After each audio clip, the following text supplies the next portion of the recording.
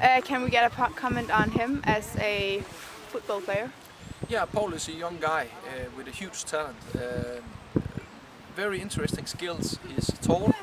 He's really strong.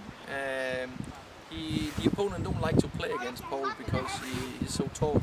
So it's very difficult to defend against. He's a goal scorer type. I expect a lot of him in the future.